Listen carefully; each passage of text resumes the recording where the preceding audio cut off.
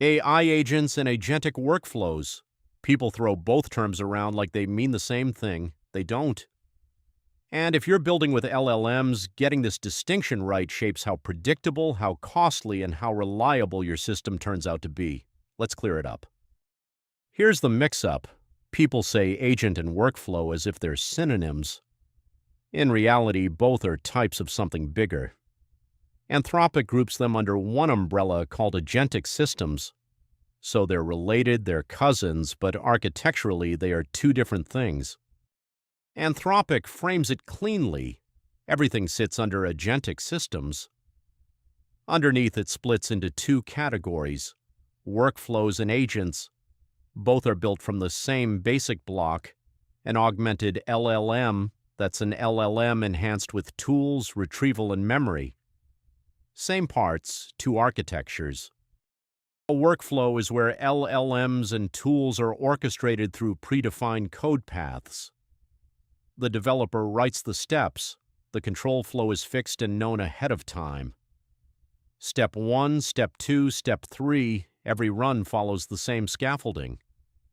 Predictable by design. An agent flips that. It's an LLM that dynamically directs its own process and tool usage, keeping control over how it accomplishes the task. No hard-coded path. The model decides the next move, runs in a loop, and uses feedback from the environment to keep going. Strip it down to one question: who decides the path? In a workflow, the developer hard-codes it in advance. In an agent, the model decides at runtime. Predefined control flow versus dynamic control flow. Same components underneath, but a completely different way of steering. Workflows have proven building blocks.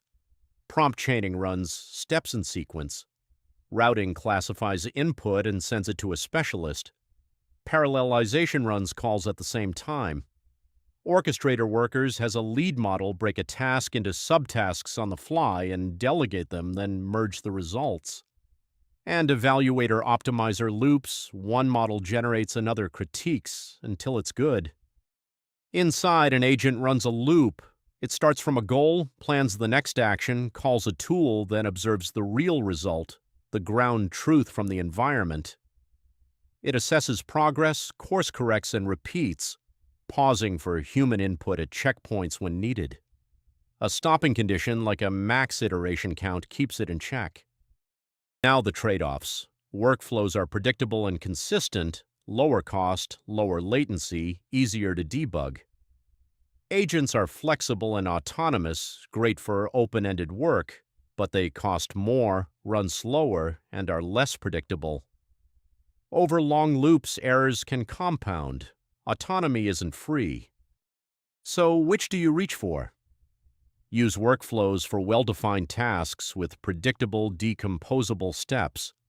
Use agents for open-ended problems where you can't predict the steps or hard-code a path. And the golden rule: start simple. Only add agentic autonomy when it clearly earns its keep. Think of it this way. A workflow is a recipe or an assembly line, fixed steps, same every time.